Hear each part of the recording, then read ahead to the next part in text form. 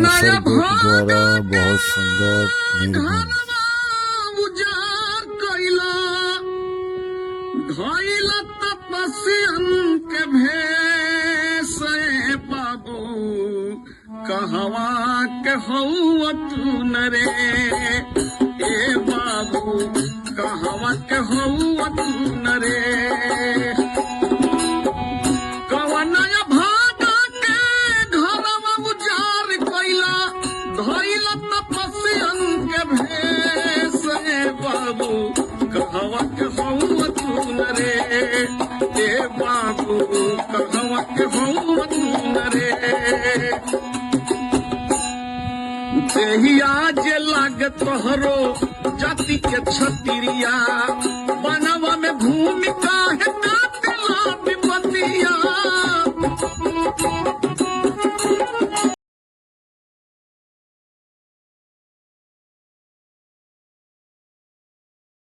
बनवा में भूमि काहे काटला विपतिया जंगलवा के कठिन डगरिया देखी लगे न कोही थे सही बाबू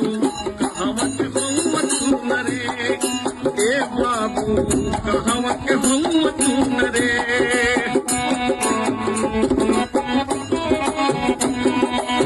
वीडियो को लाइक फॉलो ज़्यादा से ज़्यादा शेयर करें